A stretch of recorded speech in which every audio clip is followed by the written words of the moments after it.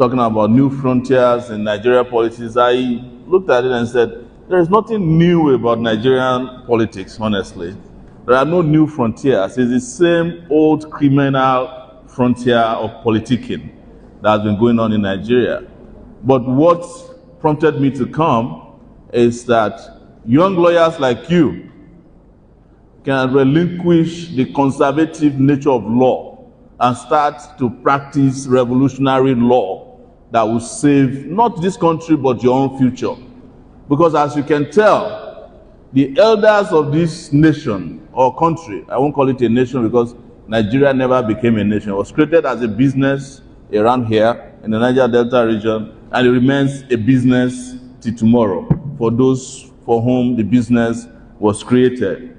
And so Nigeria do not have leaders or elders who are willing for us to have new frontiers. And it behoves you to create new frontiers you want to see. In 2018, as our brother was saying, I was a candidate in the election. And one of the questions I was peppered with everywhere I went to a town hall meeting, and I did 34 of those across Nigeria. They were asking me about experience. Experience. We don't think you're experienced enough. I asked them, what experience do you want from me? Experience of stealing, killing, destruction of a country. If that's what you're looking for, you can't get it from me. But the most important thing about experience is this. If the persons who ran for office in 2019 are older than Nigeria, how do you expect the younger ones to get experience? The people who are running in 2023 are older than Nigeria. And I'm not talking about our former judge here. I'm talking about the regular people whose age you can never define or tell. But I'm sure we know your age, sir. But the APC candidate's age, they are still looking for it. That of PDP, they are still looking for their age. Because they have no documentation whatsoever to show how old they are. They said Tinubu is around 100 and something years old. If you say that, I won't disagree with you. Because I've never met somebody who said they went to primary school with him or secondary school. There's a process or period where he went to university in Chicago. But you cannot go to Chicago from university without primary and secondary school. And as long as that is happening, there's no way for you to get experience. Because the people that brought about independence in Nigeria, they were in their 20s. In fact, the man who proposed for Nigeria to have independence, Anthony Nahoro, was in his 20s when they started. Obafemi Awolowo was in probably 30s when they started. Azikwe Nnamdi in their 30s and 40s. In 2022, the so-called frontline candidates are in their hundreds. Probably the two of them will be between 80 and 100, just estimation. So how do you expect young people like you to get experience? And the truth is that the students of these days are younger and getting younger and younger. But the leaders of these days are getting older and older.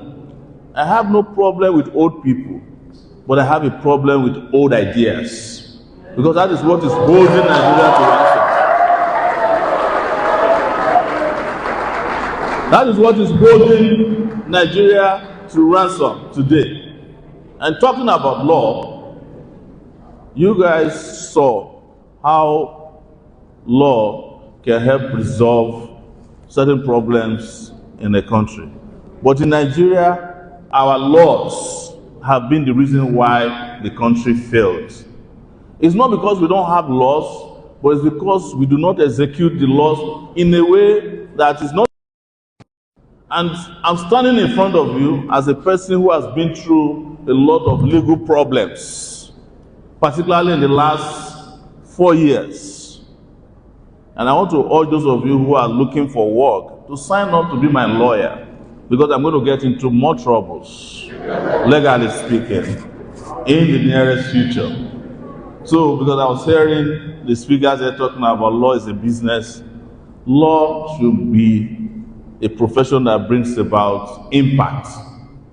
And I have said it that if law is practiced as a legal instrument for oppression, it can never bring about justice.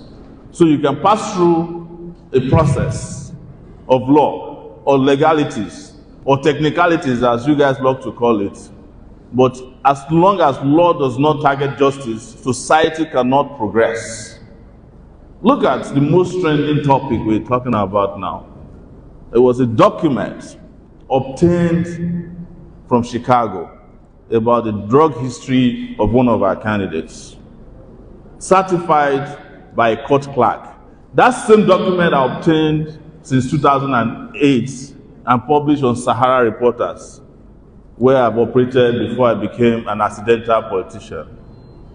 I will say to you that if that case were to be in Nigeria, that document would have disappeared a long time ago, completely. If the document doesn't disappear, the clerk, the judge, everybody will disappear with it. No, I'm serious, because there was also a period when a former governor of Delta State, James Ibori, was accused of having stolen some things in the past. And in this country, before our very eyes, the lawyer denied trying him after they met. The judicial system in Nigeria changed his name. They changed the witness, and the document completely disappeared. But look at how we went to Chicago and were able to get a copy of a document which is a civil forfeiture that led to Tinubu losing $460,000 to the US government. For doing what? For carrying drugs. Nobody should deceive you otherwise. He was dealing in drugs. He was taking drugs. And they found his money and took the money from him. If it was recent, he would have gone to jail for a long period of time. And by the way, most of our leaders are people who ought to be in prison, worried that our legal systems were working for crimes that they committed against the people of Nigeria. So, in essence, what I want to say is that our political realities today in Nigeria is clearly defined by our legal system. Because had the legal system been working in the interest of justice, there would have been clearance for a lot of you to have made progress in your lives. Where the legal system designed for justice, judges will not force lecturers to go back to school instead of forcing the government to fund education. Because regardless of the temporary relief you get from these judgments and orders, education cannot be funded by a court judgment, except it is directed at the right people. The argument that somehow government cannot fund education is superfluous, reckless, and unjust. Because why? Government can fund the Accountant General of Nigeria to take home $150 billion, spends a week in detention. I don't even know if he ever tasted this detention, and is out. I know it was made possible by you lawyers, but what will be your excuse? You're doing your job, and that's the truth. Governments that can't fund education can give $1 million to Afghanistan, a globally recognized rogue terrorist nation. The Nigerian government that cannot fund your education has got money to buy sports utility vehicles for the government of Niger, where they allege the president came from. I know this is libelous, but that's why I say you should sign up to defend me as lawyers. But this is what I heard. So, our leaders are involved in wrong-headed policies. And I'm standing in front of you here today to say that until we eradicate the policy and philosophy that only some set of incompetent, derelict individuals can govern us, we cannot make progress. And by extension, we cannot develop new frontiers politically in this country. And you know it as someone who has been known as a disruptor, that the only thing and the only time that is best to disrupt Nigeria politically is 2023. Do you know why? It is the time in the history of Nigeria that I've seen the highest interest of young people in their political future and progress. But before you start clapping for yourselves, ask if the person you will vote for will be the winner of the election. Before you start clapping for yourself, ask also from the youths if this is not a period of political confusion for the youths as well. A point and a time that, just like our government, you are forced or misdirected to choose candidates that will not fight for your interests. And why I'm saying this is not because I'm selfish or I want to be selfish. I'm saying it because this is supposed to be a turning point, politically speaking, for Nigerians and young people, and for which we are supposed to break new frontiers, a period that your candidates should understand that redesigning the Naira does not solve the value of the Naira problem. As a matter of fact, it's an oxymoron for you to create e-Naira and then turn around to redesign paper Naira. Absolute stupidity. It is unconscionable to go and create blockchain technology, which my brother will talk about today, and then turn around and be printing paper. As if you redesign the Naira, bread will not recognize that 10 Naira is different from 5,000 Naira. A period that we should be talking about re-evaluating or revaluing our currency. I know that there's not enough time today, and I must tell you that I am not in one of the happier moods that I was when I met Dino Melaye last week. I'm not in that mood today. Because the more I wake up, honestly, the more I find myself in different parts of Nigeria, the more I attend these events, the sadder I get, the more depressed I get about the future of Nigeria. Because it seems like Nigerians have gotten to a point where they are completely under the influence of what is known as Stockholm Syndrome. It seems like Nigerians are falling in love with their enemies. They are falling in love with their oppressors.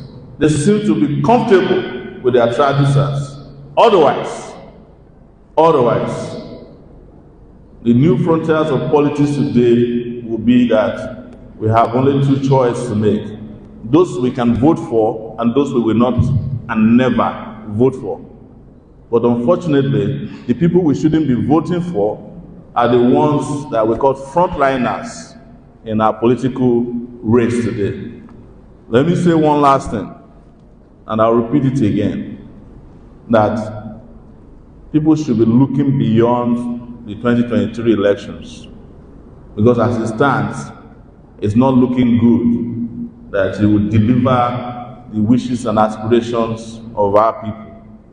But I'm participating in it, if not for anything, to show the underbelly of the reason why we might need to look beyond elections.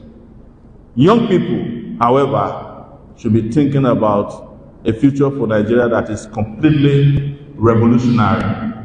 I'm afraid that only revolution can solve Nigeria's problem. And it will either be delivered through the ballot if they let it happen, or it will be delivered on the street. Don't forget that songs of Bob Marley, which was played to me yesterday at the radio station here in Port Harcourt, and it's called the Redemption Song.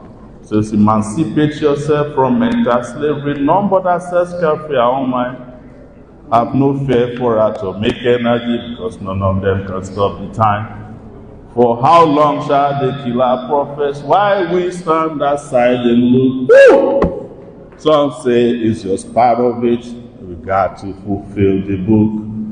Won't you help to sing the songs of freedom? All I ever had, redemption song. Thank you so much for bringing me.